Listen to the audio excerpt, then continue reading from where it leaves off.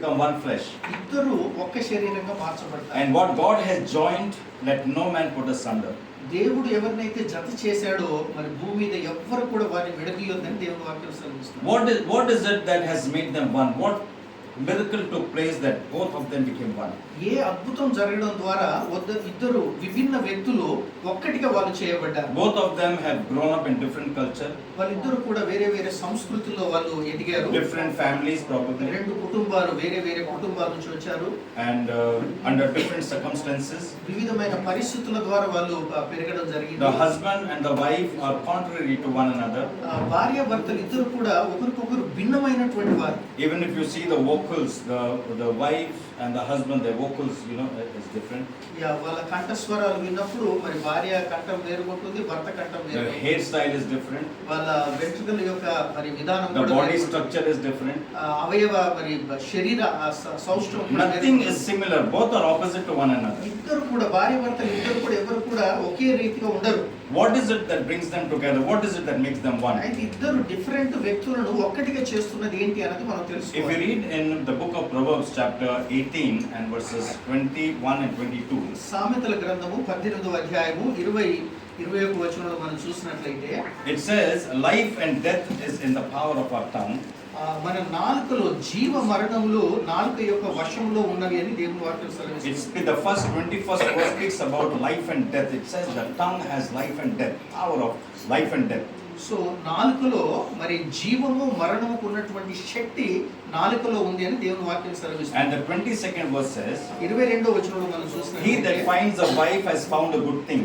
So భార్య దొరికిన వానికి మేలు దొరికెను అని దేవుని వాక్యం సెలవిస్తుంది. Amazingly, the Bible does not say she that finds a husband has found a good thing. అయితే దేవుని యొక్క వాక్యంలో మరి భర్త దొరికిన వాడికి మేలు దొరికిందని చెప్పలేదు, కానీ భార్య దొరికిన వాడికి మేలు. He that finds a wife finds a good thing. So ఎవరికి First of all, wife is not a thing, she is a person. Okay. So ఎవరికైతే భార్య దొరుకుతుందో అది మరి వారి జీవితంలో మేలు అని దేవుని వాక్యం సెలవిస్తుంది. And receives favor from God. దేవుని నుంచి వాళ్ళు మరి కృపను పొందుకుంటారని వాక్యం సెలవిస్తుంది. Because it is God's plan to bring the husband and wife together.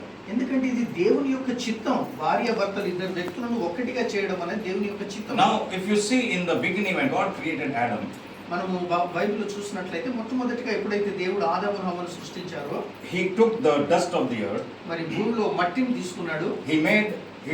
with that clay he gave it a shape of ఆ a human మట్టితో being, ఒక మనిషి యొక్క ఆకారాన్ని చేశాడు. and he breathed into his nostrils the breath of life. ఆయన నాసికా రంధ్రంలో మరి జీవవాయువును ఊదాడు. And the Bible says he stood up and became a living soul. So దేవుని యొక్క వాక్యం ఏం చెప్తుందంటే ఎప్పుడైతే దేవుడు వారి నాసికా రంధ్రం మట్టి ముద్దలో దేవుడు జీవవాయువును ఊదాడో అప్పుడు మనిషిగా మార్చబడ్డాడు. And then when he wanted to make Eve, ఎప్పుడైతే మళ్ళీ అవ్వను చేద్దాం అనుకున్నాడో did God go back to the dust? దేవుడు మళ్ళీ ఆ మట్టి దగ్గరికి వెళ్ళి అవ్వను చేయలేదు. What did God do? దేవుడు ఏం చేశాడు? He put Adam into a deep sleep, ఆదాము గాఢ నిద్రలోకి and తీసుకున్నాడు. he took out Eve from Adam. ఆదాము లో నుండి హవ్వను దేవుడు చేశాడు. That means దాని అర్థం when God created Adam, he did not only create Adam, he created Adam and Eve both together in one. దాని అర్థం ఏంటి అంటే ఆదామును దేవుడు చేసినప్పుడు ఆదామును ఒక్కని చేయలేదు, హవ్వను కూడా దేవుడు ఆదాముతో పాటే చేశాడు. Praise the Lord. Amen. He did not create only Adam. Adam and Eve both were together. Only thing that he did was he separated them. So ఆదాము సృష్టించినప్పుడే అవ్వ కూడా సృష్టించబడింది. కాకపోతే అవ్వ ఆదాము లోపల ఉండింది. ఆ తర్వాత దేవుడు అవ్వను ఆదాములో నుంచి బయటకు Both the qualities, the nature was in them. ఆ రెండు స్వభావాలు అంటే స్త్రీకి పురుషునికి ఉన్నటువంటి ఆ రెండు స్వభావాలు Bible says he created them male and female. దేవుని వాక్యం ఏం చెప్తుందంటే వారిని పురుషుని గాను స్త్రీని గాను చేసెను అని దేవుని వాక్యం. So the husband and wife, they complement each other. So భార్య భర్తలు ఇద్దరు కూడా ఒకరికొకరు సహకారంగా ఉంటారు. They are not complete without one another. వాళ్ళిద్దరు ఒకరికొకరు లేకుండా వాళ్ళు సంపూర్ణంగా కాదు. But what is it that binds them together? అయితే వాళ్ళిద్దరిని ఒక్కటిగా కలిపేది ఏంటి? It is the vows that they made a year ago on this particular day. ఒక సంవత్సరం క్రితం వాళ్ళిద్దరు చేసినటువంటి ప్రమాణాలు. It's the vow that they've made. వాళ్ళు చేసినటువంటి ప్రమాణాలు Life and death, that words they spoke to each other, that I accept you to be my wedded husband, I accept you to be my wedded wife, and they came together, they made that vow, they exchanged the rings, and that made them one. నా పెళ్లి భార్యగా, నా పెళ్లి భర్తగా నేను స్వీకరిస్తున్నాను అని, నేను జీవితకాలం నీతో కలిసి ఉంటానని వారిద్దరు ఒకరు చేసుకున్న ప్రమాణాలు వారిని కలిసి ఉంచేదిగా చేస్తా ఉన్నారు. Do you know the power that's in the tongue? ఆ మాటల్లో, ఆ నాలుకలో ఉన్నటువంటి శక్తి ఏంటో The problem is the believers do not value their words. సమస్య ఎక్కడ వచ్చిందంటే విశ్వాసులు వారి యొక్క నోటికి ఉన్నటువంటి శక్తి, మాటకున్న శక్తిని గ్రహించలేదు. After coming to the Lord also, we will talk any loose talks, we will crack jokes, we'll make fun and we'll say something and we'll say, "Arey, what happens?" We do not value the words we speak. దేవుని దగ్గరికి వచ్చిన తర్వాత మన మాటల విషయంలో మన నాటుకుని కంట్రోల్లో పెట్టుకోకుండా మనము జోక్స్ చేసుకుంటూ ఇష్టం ఉన్నట్టు మనం మాట్లాడుతూ ఉంటాం. మన మాటకున్న శక్తిని మనం James 3 tells us that if a man does not falter in his word, he is a perfect man. యాకోబు పత్రికలో ఏం చెప్తుందంటే, ఏ వ్యక్తి అయితే తన యొక్క నోటి మాటలో తప్పు చేయడో ఆయన సంపూర్ణమైనటువంటి వ్యక్తి అని. If he does not falter in his word, if a man says something and keeps his word, he is a perfect man. ఒక మాట చెప్పి ఆ మాటకు కట్టుబడి ఉంటే ఆ వ్యక్తి సంపూర్ణమైనటువంటి. But have you ever seen any perfect man in this world? మరి ఎప్పుడైనా మనం అలాంటి మనుషులను చూసామా? మాట తప్పని. How many times we have failed? మనం అనేక సార్లు మనము మాట ఇచ్చి, how many times we give promises, we give words, we give commitment and we have failed so many times. మనం ప్రమాణాలు చేస్తూ ఉంటాం కానీ అనేక సందర్భాల్లో వాటిని మళ్ళీ నెరవేర్చకుండా పోతూ ఉంటాం. You are known by the words you speak. మరి దేవుని వాక్యం ఏం చెప్తుందంటే, మనం దేని ద్వారా బయటపడతామంటే మన నోటి మాట ద్వారా నీవెవరు బయటపడతావు. Some people are called liars because they speak lies. కొంతమందిని అబద్ధికులు అంటారు, ఎందుకంటే వాళ్ళు అబద్ధాలు చెప్తుంటారు. Some people are called cowards because the way they speak, you know that they are afraid. కొంతమందిని భయస్థుడు అంటారు, ఎందుకనంటే వాళ్ళ మాటల ద్వారానే భయంతో కూడిన మాటలు మాట్లాడతారు. You call a man righteous because the way he speaks.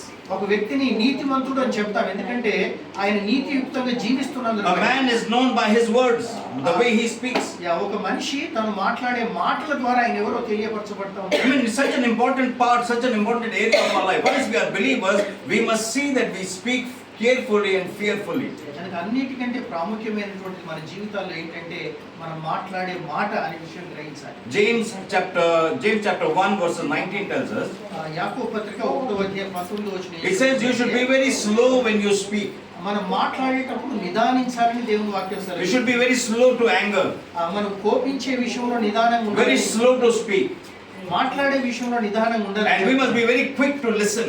అయితే వినే విషయంలో మాత్రం వేగిరపడుతూ ఉండాలి. That's why God has given us 2 ears and 1 mouth.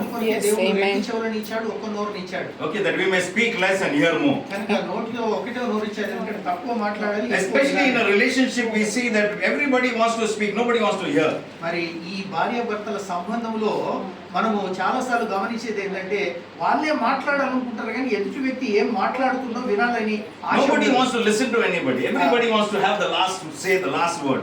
ఎవరు కూడా నేనే, నా మాటే గెలవాలి, నేనే ముందు చెప్పాలనుకుంటారు తప్ప ఎదుటి వాళ్ళు ఏం చెప్తున్నారో దాన్ని అర్థం చేసుకోవడానికి ప్రయత్నం చేయరు. Praise the Lord. Hallelujah. See, Bible says you have to be very careful when you are speaking. Yes. దేవుని వాక్యం ఏం చెప్తుందంటే మనం మాట్లాడేటప్పుడు చాలా చాలా జాగ్రత్తగా ఉండాలి. But the problem with people, they will speak and then afterwards they think, "Arey, I made a mistake." కానీ సమస్య ఎక్కడ వస్తుందంటే, మనం నోటితో మాట్లాడిన తర్వాత అబ్బా ఈ మాట మాట్లాడుకుంటే బాగుండు అని మాట్లాడిన తర్వాత realise so many people have lost their business because of a bad tongue. వాళ్ళ నోటిని కంట్రోల్లో పెట్టుకోనందుని బట్టి చాలా మంది వ్యాపారాల్లో నష్టాన్ని So many relationships are broken because of they don't have control over their tongue. అనేకమైనటువంటి సంబంధాలు వాళ్ళ నోటి మాటను బట్టి విడిపోయాయి. So many lives are ruined because they don't have control over their tongue. అనేక మంది జీవితాలు ఏడుస్తూ ఉన్నారు, ఎందుకంటే వాళ్ళ నోటి మీద వాళ్ళ కంట్రోల్ లేకపోయింది. The first thing that we need to do is to get our tongue under control. Amen. మొదటిగా మరి భార్యాభర్తలు కానీ ఎవరైనా విశ్వాసులు మనం తెలుసు. That's why when the Holy Spirit came on the day of Pentecost, అందుకే పరిశుద్ధాత్మ దేవుడు మరి పెంతెకోస్తు దినాన భూమి మీదకి వచ్చాడు. the first thing the Holy Spirit did, it took control of their tongue. మొట్టమొదటిగా మరి పరిశుద్ధాత్మ దేవుడు ఏం చేశారంటే వాళ్ళ నోటి నాలుకలను ఆధీనంలోకి తీసుకున్నాడు. Praise the Lord. Hallelujah. Hallelujah. Some sense. Yes. Are you understanding what the Spirit of God is speaking to us today? పరిశుద్ధాత్మ దేవుడు మనతో ఏం మాట్లాడుతున్నాడో మనకు అర్థమవుతుందా? You can live a much better life, a happier life, a blessed life if you can have control over your tongue. నిజంగా మన నోటి మాట మీద కనుక మనం కంట్రోల్ ఆధీనంలో చేసుకోగలిగితే ఒక మంచి సంతోషకరమైన వైవాహిక జీవితాన్ని మనం జీవించగలం. The tongue, Bible says in the book of Isaiah 50 verses 4 and 5, it says that God will give us the tongue of the learned that we may know how to speak a word in a season. యెషయా గ్రంథం 50వ అధ్యాయం 4-5 వచనాలు చూసినట్లయితే దేవుని మనకు ఏ కాలంలో ఏ Can విధంగా we read that verse so మాట్లాడాడో that we can understand? Isaiah chapter 50 verses. ఒకసారి బైబిల్ ఉన్న 3, 4. వాళ్ళందరూ కూడా తెరిచి చూడండి. యెషయా గ్రంథం 50వ అధ్యాయము 4-5 వచనాలు అందరూ చూస్తే మంచిది అనుకుంటా. చాలా ప్రాముఖ్యమైన మాట కనుక Somebody read it quickly. ఒకసారి ఎవరికి తెలిసిన వాళ్ళు అలసిన వారిని మాటల చేత ఊరడించు జ్ఞానము నాకు కలుగునట్లు శిష్యునికి తగిన నోరు యెహోవా నాకు దయచేసి ఉన్నాడు. శిష్యులు విన్నట్టుగా నేను వినుటకై ఆయన ప్రతి ఉదయమున నాకు వినుబుద్ధి పుట్టించుచున్నాడు. Okay, what does it say? Can somebody read in English? The sovereign Lord has given me a well-instructed tongue Amen. to know the word that sustains the weary. Hmm. He wakens me morning by morning, Mhm. wakens my ear to listen like one being instructed. Yes. Okay. What we see here now in the King James version, it says that God has given us the tongue of the learned. So దేవుడు ఒక చాలా నేర్చుకున్నటువంటి ఒక నోటిని, జ్ఞానం కలిగిన నోటిని మనకి ఇచ్చాడని మరి దేవుని వాక్యం సెలవిస్తుంది. Only we quote this verse so many times, life and death is in the power of our tongue, life and death, but we do not know the value and the power of the words. మనం అనేక సార్లు మరి జీవ మరణములు నాలుక యొక్క వశంలో ఉన్నాయని చెప్తుంటాం కానీ దాని శక్తిని మనం అర్థం చేసుకునే వారిగా ఉంటాం. Praise the Lord. And what it Hallelujah. says over here, ఇక్కడ ఈ వాక్యం it says that every day God wakes me up and causes me to listen to His voice. So ఇక్కడ ఏం చెప్తుందంటే ప్రతిరోజు ఉదయాన్నే దేవుడు మనం లేచి ఆయన స్వరాన్ని వినాలని ఆయన కోరుకుంటూ ఉంటాడు. This is the prophecy, this portion that you're reading in Isaiah 50, it's a prophecy about Jesus. ఇది యేసుక్రీస్తు ప్రభుల వారి గురించిన ప్రవచన వాక్యం ఇది. He wakes us up early in the morning and causes us, He opens my ears and causes us to hear the voice of God. మరి మనం ఉదయమునే లేచి దేవుని యొక్క మాటను వినాలని మరి ఆయన మనల్ని లేపుతూ ఉంటాడు. Let me tell you, if you are unable to hear the voice of God, నేను ఒక మాట చెప్పాలనుకుంటున్నాను. ఒకవేళ నీవు దేవుని యొక్క మాటను గనక వినలేకపోయినట్లయితే it is important for every believer to incline their ears to the voice of God. ప్రతి విశ్వాసికి చాలా ప్రాముఖ్యమైనది ఏంటంటే వారి చెవులను ఎప్పుడు కూడా దేవుని మాట వైపు ఉంచడం. Sometimes you will find some people who are dumb, they cannot speak. కొంతమంది మనం చూస్తుంటాం మూగవారిని, వారు Have you మాట్లాడే. seen people who are dumb? ఎప్పుడైనా మీరు చూసారా మూగవారిని? They actually there's no problem with their vocal cords. వాళ్ళకు కంఠం దగ్గర ఏం ప్రాబ్లం లేదు. Some people are dumb just because they are unable to hear. వాళ్ళు వినకపోయినందును బట్టి మూగవారు అవుతా They have ఉన్నారు. never heard any voice. వాళ్ళు ఎప్పుడు కూడా వినలేరు. Just because their eardrums are affected, their vocals also is disturbed. వాళ్ళ చెవులు ఏమి వినకుండా ఉన్నందును బట్టి వాళ్ళు మాట్లాడలేని స్థితిలో వాళ్ళు ఉంటారు. If you are unable to hear the voice of God, we will never have a word to speak a blessing over anybody's మన life. విశ్వాసుల జీవితాల్లో కూడా దేవుని యొక్క మాటను మనం వినకపోయినట్లయితే మనం మాట్లాడని వారిగా మనం ఉంటాం. Praise the Lord. He wakes me up early in the morning, causes me to hear His voice so that I may have a word to speak in a season. That I may, and what it says, to speak a word in a season, that means we must know when to speak, how much to speak, to whom to speak. Sometimes we speak the right thing to the wrong person. So దేవుడు మనకు ఉదయాన్నే లేచి ఆయన స్వరాన్ని వినాలనే ఉద్దేశం ఏంటంటే మనం మాట్లాడుతున్నప్పుడు ఎవరితో ఎలా మాట్లాడాలో మనకు తెలియచేయడానికి దేవుడు వినాలి. We are believers of God. మనము దేవుని యందు విశ్వాసం ఉంచినటువంటి Bible says in Proverbs chapter 1 verses 22, Bible says, you simple people, how long will you be simple? మరి దేవుని యొక్క వాక్యములు సామెతల గ్రంథం 1వ అధ్యాయం 20వ వచనంలో చెప్తుందంటే మీరు ఎంతకాలం ఇంకా సాధారణమైన వ్యక్తులు How long will you behave foolish? ఎంతకాలం మీరు ఇంకా బుద్ధిహీనులు? How long you are going to be simple? It's time for God's people to become wise. So ఎంతకాలం మీరు అజ్ఞానులుగా ఉంటారు? టైం వచ్చింది మీరు ఇప్పుడు జ్ఞానులుగా ఉండాలి. People have an image. They say, that when the pastor is very innocent, they say, my pastor is, in Maharashtra, they say, humche pastor ko bhole hai. Bhole means he is a very innocent pastor. And they feel very happy that my pastor is very innocent. So మహారాష్ట్రలో కొన్ని సంఘాల్లో మరి వాళ్ళ pastor చాలా అమాయకులుగా ఏం మాట్లాడిన వారు ఉంటే వాళ్ళు చాలా If your సంతోషంగా. pastor is innocent, the devil will take him for a ride. So మరి పాస్టర్ గారు మరి అమాయకులుగా ఉంటే సాతానుడు మరి తీసుకొని వెళ్ళిపోతాడు. Bible says, be wise as a serpent. మరి దేవుని యొక్క వాక్యం ఏం చెప్తుందంటే మీరు పాముల వలె వివేకము కలిగి ఉండండి. Be wise as a serpent. God wants His people to be wise. See, the serpent has got two nature. It is poisonous and it is quick. మరి పాముకు రెండు రకాలు, అది చాలా తొందరగా ఉంటుంది, అదే విధంగా దాంట్లో విషం కూడా ఉంటుంది. He does not want us to be poisonous. మనము Be sharp as a serpent and harmless as a dove. Bible says. మనం ఎలా ఉండాలంటే మరి పావురాల వలె నిష్కపటులుగా మరి పాము వలె వివేచన కలిగి ఉండాలని దేవుని వాక్యం What is the meaning of being wise as a serpent? Means being alert and not allowing the devil to take advantage of us. We Yeah. should be sober at every time. పాముల వలె వివేచన కలిగి ఉండడం అంటే దాని అర్థం ఏంటంటే మరి సాతానుడు మనల్ని పొంచుకొని వాడు మనల్ని ఆక్రమించుకోకుండా మరి ఎప్పుడు అలర్ట్ గా ఉండాలనేది దాని యొక్క ఉద్దేశం. We cannot be foolish. We cannot be, innocent. We need to be wise in the word of God. The word of God makes us wise. మనం ఎప్పుడు కూడా మరి బుద్ధి లేని వారిగా మరి అమాయకులుగా ఉండొద్దు, కానీ దేవుని వాక్య ప్రకారంగా దేవుని వాక్యములో నుంచి జ్ఞానాన్ని నేర్చుకునే Psalms 19 verses 7 tells us that the word of God makes us wise. కీర్తనల గ్రంథం 19వ అధ్యాయం 7వ వచనం ఏం చెప్తుందనంటే దేవుని వాక్యము మనల్ని మరి జ్ఞానవంతులుగా చేస్తుంది. When you read the word of God, meditate on the word of God, study the word of God, you will no more be a fool, but you will be a wise person. దేవుని యొక్క వాక్యాన్ని మనం ఎప్పుడైతే చదువుతామో ధ్యానిస్తూ ఉంటామో అప్పుడు మనము బుద్ధిహీనులుగా ఉండం కానీ జ్ఞానులుగా ఉండగలం. యా కీర్తనలు యెహోవా శాసనము నమ్మదగినది, అది బుద్ధిహీనులకు జ్ఞానము పుట్టించును. The word of God is perfect, converting the soul. No? Yes. What does it say? Converts the soul. యెహోవా నియమించిన ధర్మశాస్త్రం యథార్థమైనది, అది ప్రాణమును తెప్పరిల్ల చేయును. యెహోవా శాసనము నమ్మదగినది, అది బుద్ధిహీనులకు జ్ఞానము పుట్టించును. Making wise the simple. He makes the simple people wise. When you study the word of God, when you meditate on the word of God, read the word of God, you cannot be a fool. You are wise, and God gives you divine wisdom. సాధారణ వ్యక్తులను, బుద్ధి లేనిటువంటి వారిని మరి దేవుని వాక్యం చదవడం ద్వారా ధ్యానించడం ద్వారా జ్ఞానులుగా దేవుని యొక్క వాక్యం మనల్ని చేస్తుంది. So you can make a right choice, right decisions. You may know how to speak a word in a season, because sometimes we speak things out of season, we speak at the wrong time. We must speak the right word at the right time. కనుక దేవుని యొక్క వాక్యాన్ని మనం ఎప్పుడైతే చదివి ఆ జ్ఞానాన్ని మనం సంపాదించుకుంటామో ఏ సమయంలో ఎలా మాట్లాడాలో అది దేవుని యొక్క వాక్యం మనకు నేర్పిస్తుంది. Praise the Lord. Hallelujah. Life and death is in the power of our tongue.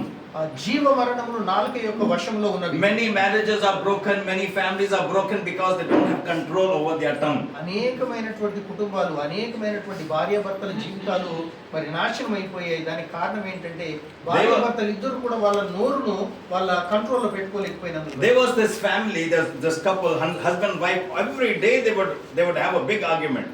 ఒక కుటుంబాన్ని నేను ఎరుగుదును, భార్యాభర్తలు ఇద్దరు కూడా ఎప్పుడు కొట్లాడుకుంటూనే ఉండేవారు. Every day they would fight. ప్రతి రోజు కొట్లాడుకుంటూ ఉండేవారు. The husband was so tensed.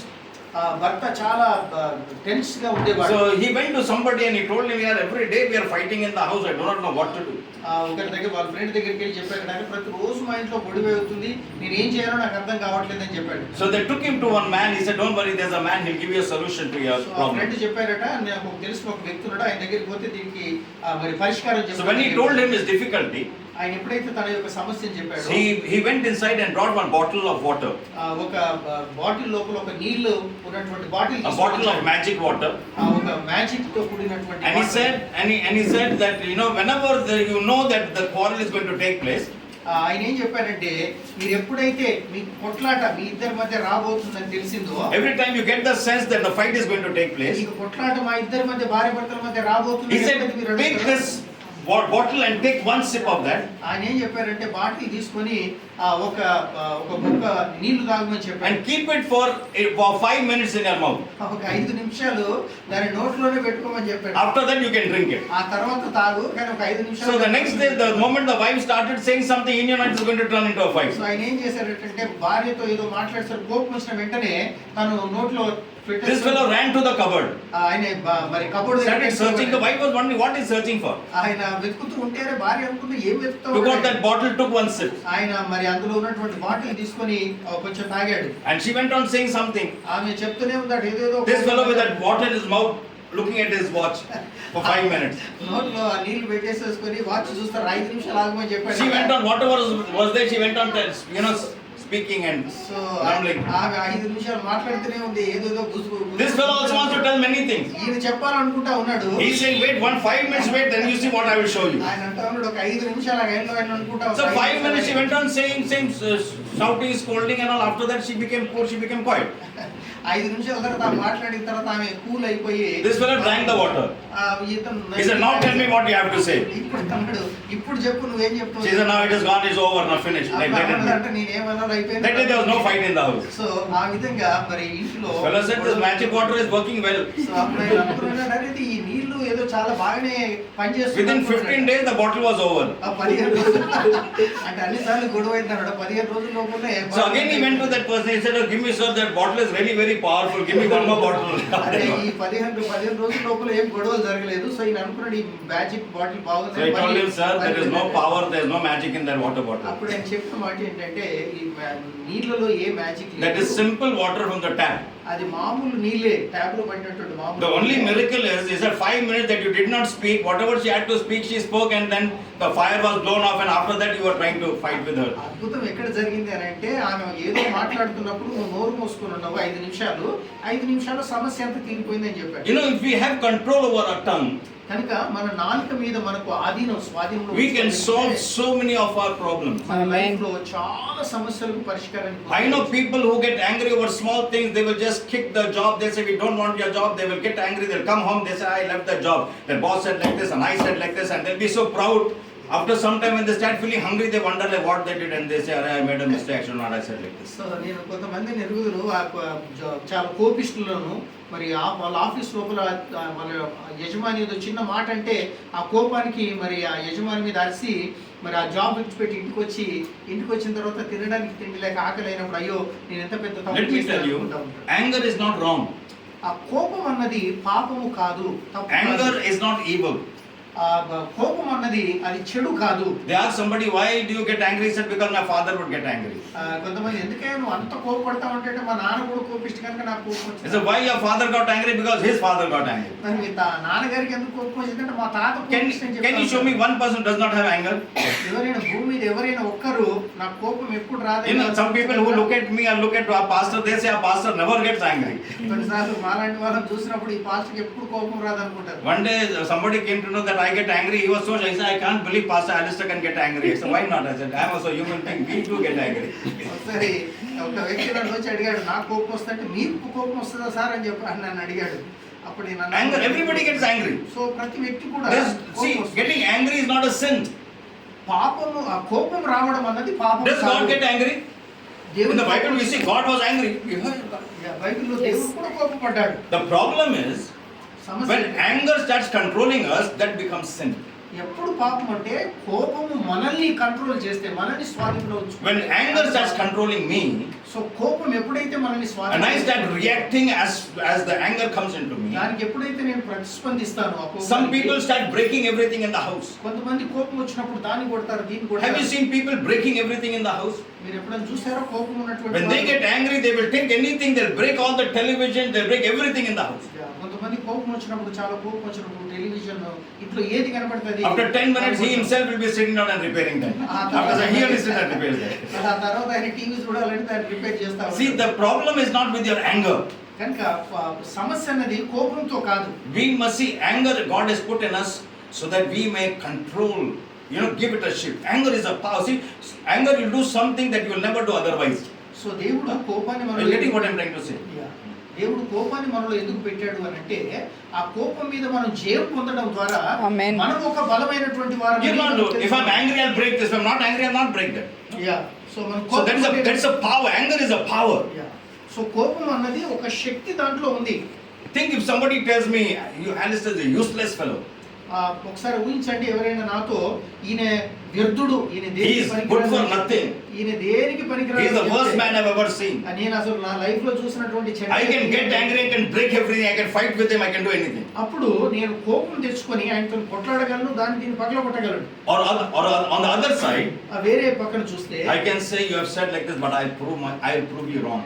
కానీ ఒకవేళ ఆ వ్యక్తి అట్లా చెప్పినప్పుడు నువ్వు ఈ మాట చెప్పావు కదా, నువ్వు చెప్పిన మాట తప్పు అని నేను ప్రూఫ్ చేస్తానని, I will do something in life. నేను నా జీవితంలో ఒక కార్యాన్ని చేసి It is that self-respect. You will not want to bow down before anybody. You will do something in life to show the world that I can stand on my own feet. So కనుక మరి వేరే వాళ్ళకు మన కోపాన్ని మనం స్వాధీనంలో ఉంచుకోవడం ద్వారా వేరే వ్యక్తులకు నేను ఏదైనా సాధించగలని చెప్తా If ఉన్నాను. you don't have anger, మన కోపం లేకుంటే You can scold that fellow. How much you want? Is there, sir, anything else you want to say? You know, so you have seen some people. They call them thick-skinned people. They say not pouring water on a duck's back. కొంతమంది మనము ఏం చెప్పమంటారు గట్టి చర్మం కలిగిన వాళ్ళు అంటా ఉంటాం కదా. How much you shout at them, you'll waste your energy shouting at them. వాళ్ళు చూసి నువ్వు ఎంత వాళ్ళ మీద అన్నారు, వాళ్ళు ఏమి ప్రతిస్పందన. And obedient people, they listen. Yes, sir. Anything else, sir, you want to say? కొంతమంది అట్లా కోపడ్డప్పుడు సార్ ఏమన్నా You shout at them. How much you want? Like that, they will stand in front of you. Yes, sir. వాళ్ళు ఎంత మీరు తిట్టండి, ఏమైనా చేయండి sir. ఏం sir After you finish your energy, you shout, scold everything, sir. Anything else? Okay, sir. Thank you, sir. They'll go, and again they'll be normal. No change at all.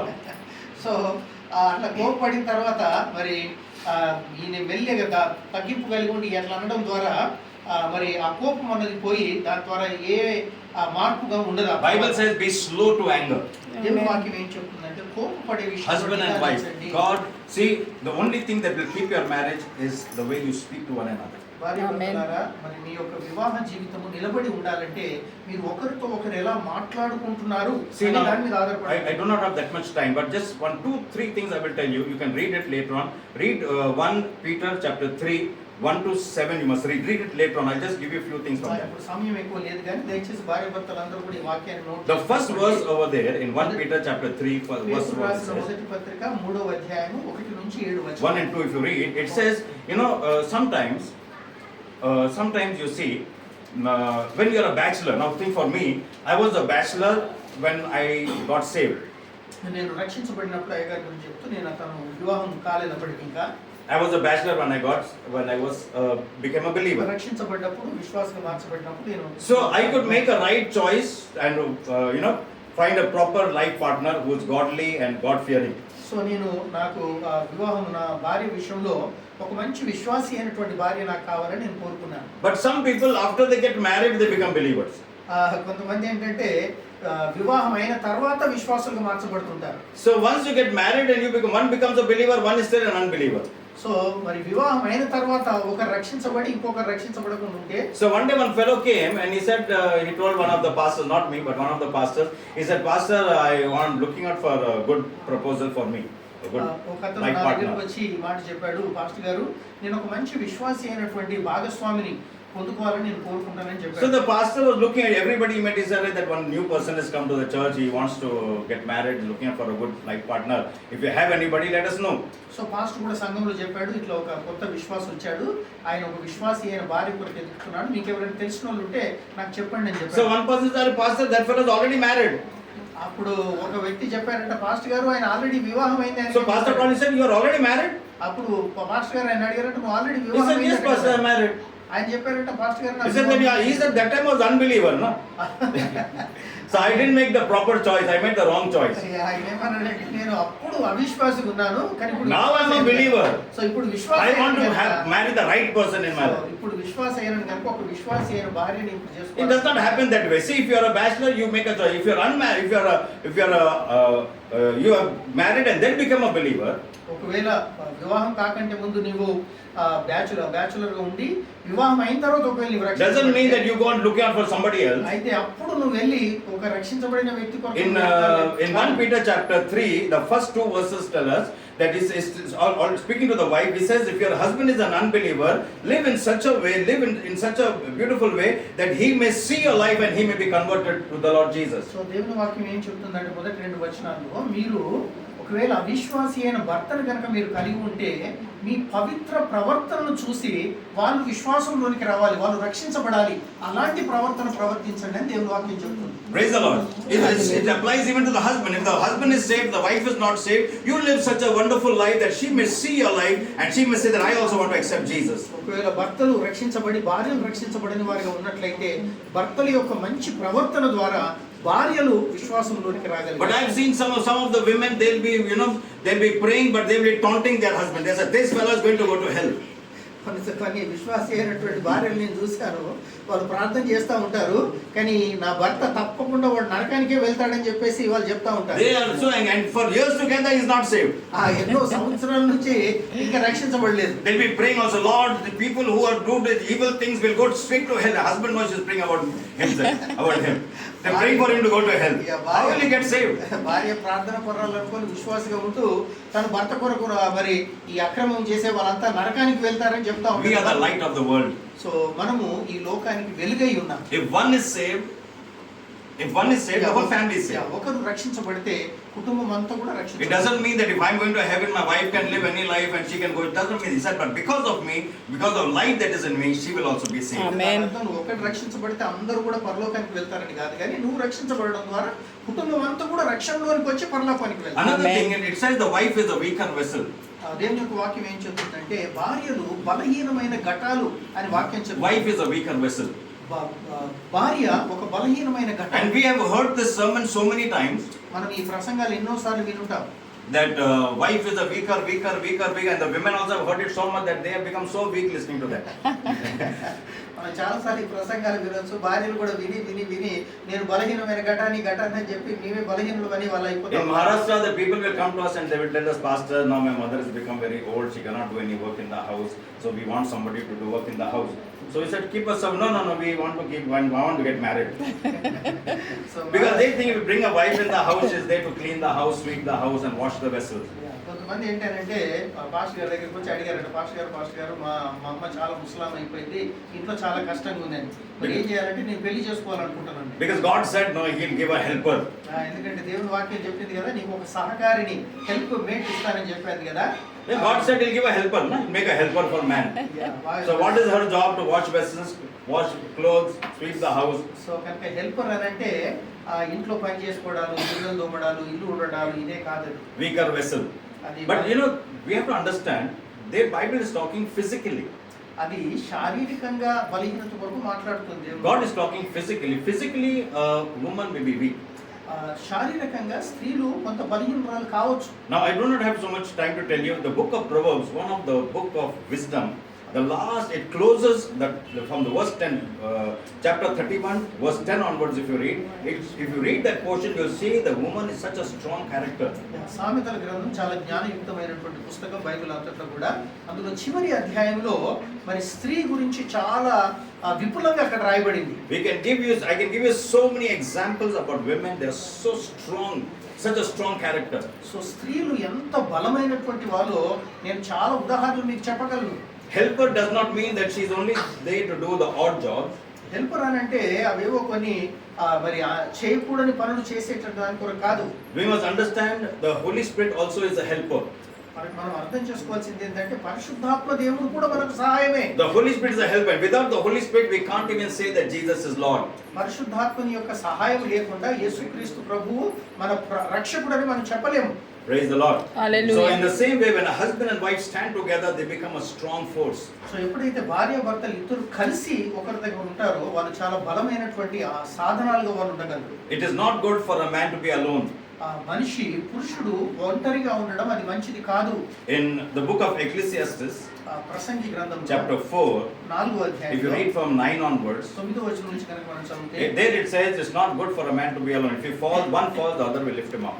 అక్కడ రాయబడతా ఉంది మనిషి ఒంటరిగా ఉండడం మంచిది కాదు, ఎందుకంటే ఒక వ్యక్తి పడినప్పుడు ఇద్దరు కనుక ఉంటే ఇంకొకరు లేపగలరు వాళ్ళు పడిపోయిన వ్యక్తి. And I think in the 12th verse somewhere it says a threesome cord is not easily broken. అక్కడ ఒక రాయబడుతుంది 3 పేటల తాడు ఈజీగా దాన్ని మనం బ్రేక్ చేయలేమని. God has to be in our midst. Amen. మన మధ్యలో Husband, wife and God. When we Amen. stand together, the family will never fall.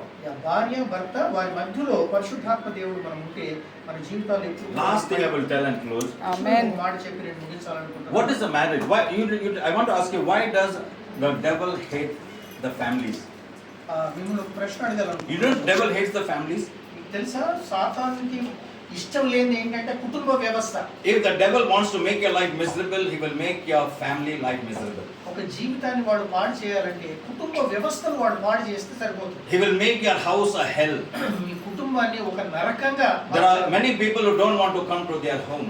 కొంతమంది మరి భర్తలు కానీ భార్యలు కానీ ఇంటికి రావాలని కోరుకోరు వారు. You have a beautiful house, but that house has become like hell. చాలా మంచి ఇల్లు, పెద్ద భవనం ఉంటది కానీ ఆ భవనం ఎట్లా లోపలికి వస్తే అదొక నరకం లాగా ఉంటది వాళ్ళు. If you come to, I mean it is everywhere.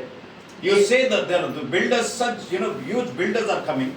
ఈ మధ్య కాలంలో మనం చూస్తే పెద్ద పెద్ద బిల్డర్స్ వస్తా ఉన్నారు. Such beautiful houses. చాలా మంచి There are so many new amenities they give you. మంచి అందమైన భవనాలు వసతులతో. There are swimming pools, there are this particular tiles, this particular windows, and this facing, that facing, and they give you all the amenities. They said we give you, and there's such a competition.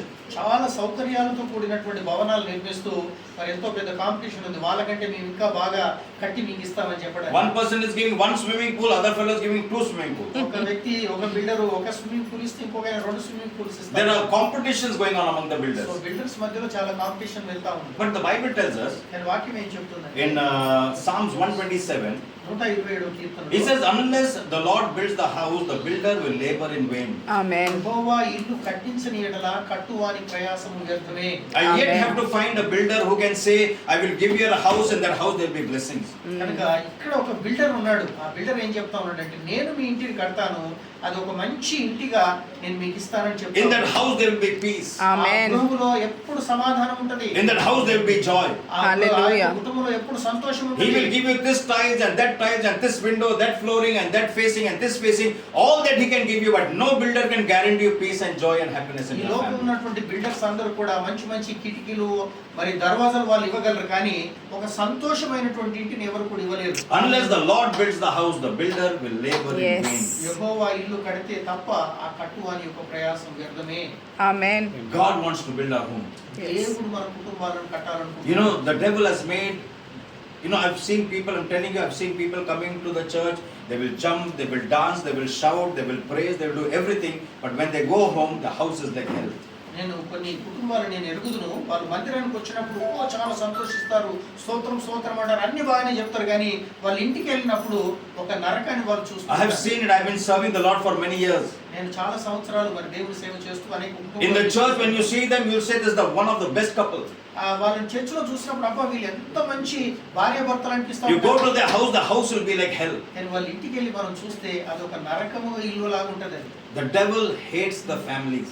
సాతానుడు కుటుంబ వ్యవస్థలో There has to be a reason. Why does the devil hate the families? ఎందుకు సాతానుడు మరి ఈ వివాహాన్ని వాడు వ్యతిరేకిస్తున్నాడు The అంటే reason is, ఆ కారణం ఏంటంటే every time the devil sees a family, he's very irritated.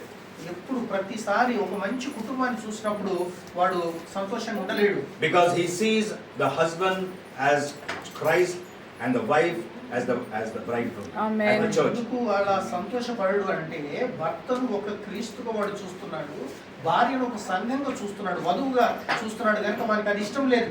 Every time you attend a marriage, ప్రతిసారి మనం ఏదైనా వివాహానికి every time you attend a marriage anniversary, ఎప్పుడైనా మనము ఇలాంటి God is reminding us that Jesus is going to come to take his church. ఇలాంటి వివాహ వార్షికోత్సవాలు చూస్తున్నప్పుడు అదేం మనకు జ్ఞాపకం చేస్తుందంటే దేవుడు రాబోతున్నాడు, సంఘాన్ని అంతటి కూడా తిరిగి ఆయనతో తీసుకొని Praise the Lord. Hallelujah. Hallelujah. Are you understanding something? Yes. Yes. See, we have to understand the word of God. మనం దేవుని యొక్క వాక్యాన్ని స్పష్టంగా అర్థం చేసుకోవాలి. In Revelation chapter 19 and verses 7, ప్రకటన గ్రంథం 19వ అధ్యాయం 7వ వచనంలో Bible says, rejoice and be glad, for the marriage of the Lamb has come. మరి మనం అందరం కూడా సంతోషించండి, ఉత్సహించండి, ఎందుకంటే గొర్రె పిల్ల వివాహ ఉత్సవము రాబోతుంది. Amen. Rejoice and be glad, సంతోషించండి, for the ఆనందించండి. marriage of the Lamb has come and the bride has made herself ready. Amen. మరి వధువు సిద్ధంగా ఉంది, తర్వాత వివాహం జరగబోతుంది, అందుకొరకే మీరు సంతోషించి ఉత్సహించండి అని చెప్తుంది. Praise the Lord. Hallelujah. See, I had the privilege of doing many marriages. నేను చాలా మరి వివాహాలు చేశానని చెప్తాను. Yeah, because my brother-in-law in Maharashtra has got a very big church. మా బావమరిది అక్కడ My wife's brother, they are twins, Peter and Paul. They have got a very big church in Maharashtra. వాళ్ళకు ఒక పెద్ద చర్చ్ ఉంది మా బావమరిదికి. So And అందుకొరకే నేను చాలా మ్యారేజెస్ చేశాను అక్కడ. there are more than thousands of members. On Saturdays they have a blessing meeting. It is thousands of people gather over there. వేల మంది మరి ప్రతి శనివారము ప్రార్థన కొరకు. I was an associate pastor there. నేను ఒక అసోసియేట్ పాస్టర్ గా. And most of the marriages I have done. There's so many marriages in a year. I would do almost about 8 to 10 marriages we were doing in a year. So సంవత్సరానికే 8 నుంచి 10 Everybody wanted me to do the marriage. అంటే ప్రతి నెల ఒక marriage అన్నమాట. So I had many different experiences. So నాకు చాలా భిన్నమైనటువంటి అనుభవాలు నాకు ఉన్నాయి. I remember one marriage. ఒక వివాహాన్ని జ్ఞాపకం. The boy was from our church, the girl was from another church. అబ్బాయి ఏమో మా చర్చికి సంబంధించింది, అమ్మాయి ఏమో వేరే చర్చ్ అంట. So they were from a normal traditional church. వాళ్ళు నార్మల్ సంఘానికి సంబంధించి. So they had the marriage somewhere else. వాళ్ళ వివాహం వేరే ఎక్కడో జరిగింది. So when we were having the marriage, the family came when I was praying, that mother of that girl, suddenly she fell down under the anointing. So ఎప్పుడైతే నేను ప్రార్థన చేస్తా ఉన్నానో ఆ భార్య యొక్క తల్లి అక్కడ పడిపోయింది. We are having the thing, we are just praying. Just మేము ప్రార్థన చేస్తా ఉన్నాం అంతే. Suddenly this lady fell down. Sudden గా మరి వాళ్ళ అమ్మ పడిపోయింది అక్కడ. Now these people have never seen such a thing. ఎప్పుడు వీళ్ళు అలాంటి చూడలేదు. They thought that she got a heart attack or something. ఆమెకు హార్ట్ అటాక్ ఏదో వచ్చిందని వాళ్ళు అనుకుంటారు. And they were so afraid, they rushed. I said no, nothing. Before I could say nothing, yes, they took her and went off to the hospital also. So ఏం కాలేదని Rushed her to the hospital. ఏం కాలేదని చెప్పబోతుంటేనే వాళ్ళు ఆమె hospital పరిగెత్తారు. They did all ECG, everything. They said nothing wrong. They sent her back. వాళ్ళన్ని ECG అవన్నీ పరీక్షలు చేసిన తర్వాత ఏం కాలేదమ్మా ఆమె మంచిగానే ఉందని So పంపించారు. they said, Pastor, come and pray for her. అప్పుడు అంటావు As I was going here, again she fell down. Master గారు ప్రార్థన చేయడం వస్తే మళ్ళీ వెళ్ళి ప్రార్థన చేస్తే మళ్ళీ పడిపోయింది. So they all different experience like that. People, one experience was like this. నాకు ఇంకొక అనుభవం ఒకటి ఉంది. Now normally in the marriage, what happens? The boy comes first, మామూలుగా వివాహాలు ఏంటంటే ఫస్ట్ అబ్బాయి వస్తాడు, and then the girl comes ఆ in. తర్వాత అమ్మాయి వస్తుంది. So now the boy has come and sat down, first అబ్బాయి వచ్చాడు, and we are having the songs. We are singing songs. పాటలు పాడుతా ఉన్నాము. All the songs are almost getting over now. పాటలన్నీ అయిపోతా ఉన్నాయి. And in that church was like this. We stand here, you can see the gate, right in front, people coming from the gate. So అక్కడ gate ముందే ఉంది, ఎవరు వస్తున్నారని clear గా. I was on the gate. I said, when the gate will open and she'll come inside. So నేను ఎదురు చూస్తాం, పాటలు పాడుతూ చూస్తామని ఎప్పుడు తలుపు We are singing. The choir fellow came and said, Pastor, all the songs are over. I said, see, repeat those songs again. I said. పాటలు పాడుతున్నాం, ఎవరు అమ్మాయి రావట్లేదు. And again they started singing that song, and literally people were sweating. So అప్పుడు మరి ఎండాకాలం ఏమో అందరికి చెమటలు వచ్చేస్తా ఉన్నాయి పాటలు పాడి. You can imagine that boy, he was sitting बोला मैं शादी होने से पहले मैं बर्बाद हो गया.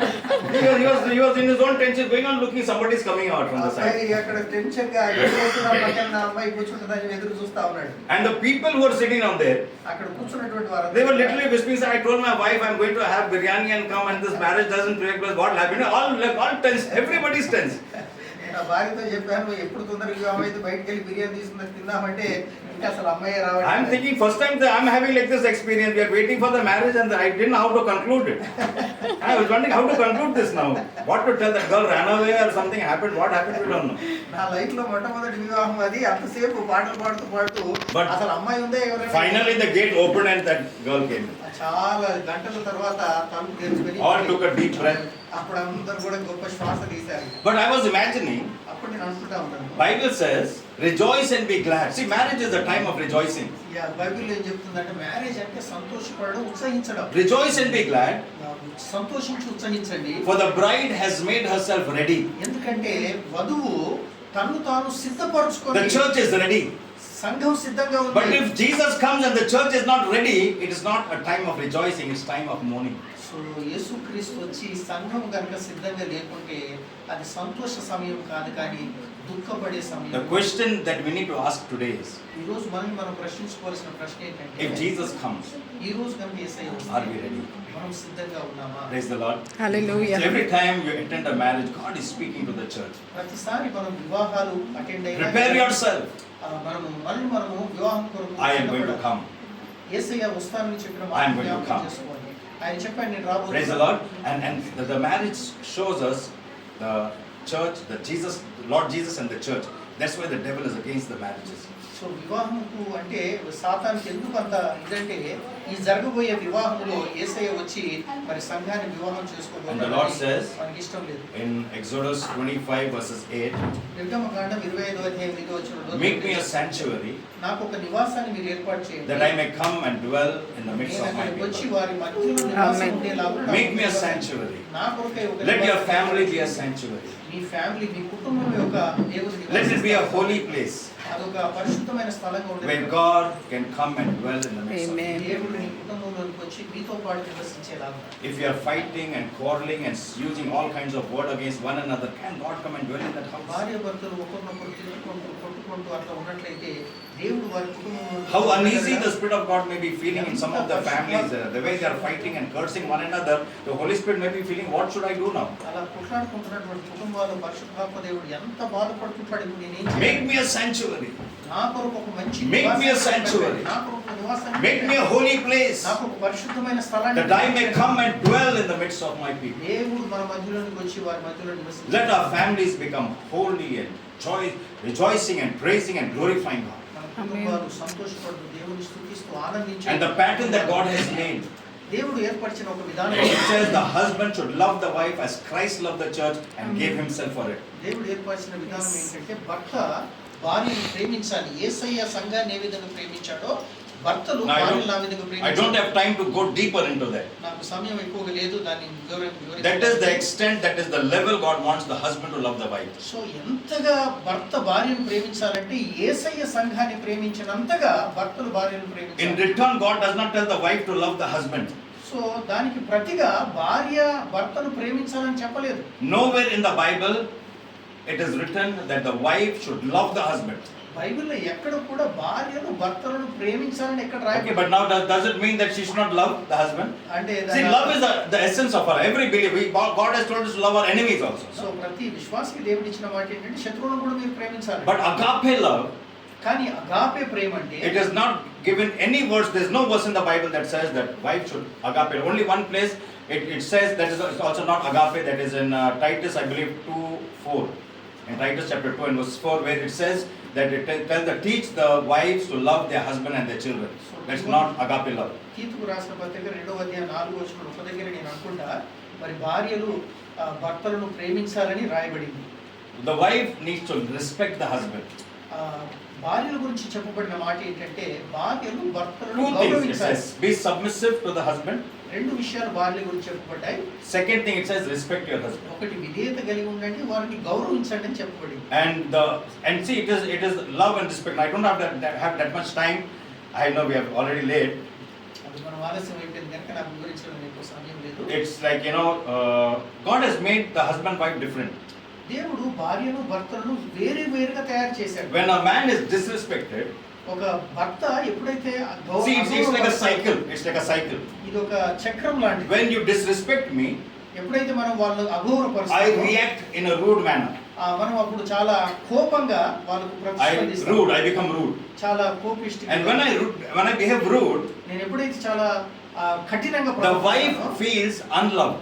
అప్పుడు భార్య ప్రేమను పొందుకోతాడు. And when she feels that she's unloved, ఎప్పుడైతే తను నేను ప్రేమించు she will react in a disrespectful way. So ఎప్పుడైతే నా భార్య నేను ప్రేమించబడడం లేదు అంటుందో అప్పుడు తను And when విధేయురాలుగా I am మార్చబడతాడు. disrespected, I will always be rude.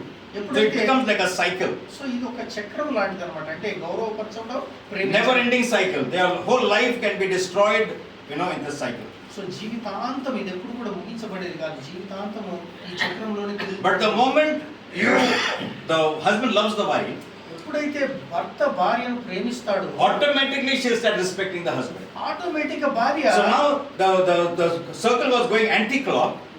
భార్య భర్తను ప్రేమించేస్తుంది. ఇప్పుడు ఒకవేళ ఆ చక్రం అనేది ఉల్టా వెళ్తా Now ఉన్నట్లయితే that circle will start going clockwise. అప్పుడు ఎప్పుడైతే ఆ ప్రేమ వచ్చేసేసిందో అప్పుడు అది సవ్య When you show love to her, ఎప్పుడైతే భార్యను మనం ప్రేమిస్తామో she will react with respect. So తను గౌరవంతో తను ప్రతిస్పందిస్తుంది.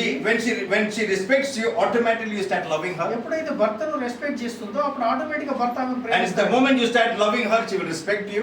ఎప్పుడైతే మళ్ళీ ప్రేమిస్తున్నావో ఆమె Are you getting గౌరవపరుస్తుంది. it? See, that's how God has made. So ఆ విధంగా దేవుడు సృష్టించాడు. భార్య Both భర్తలను. the husband way of thinking, the wife's way of thinking is different. భార్య యొక్క ఆలోచన భర్త యొక్క ఆలోచన వేరు Praise the వేరు ఉంటాయి. Lord. Hallelujah. How many of you understanding? Is it going over the head or it is going inside our head? Praise the Lord.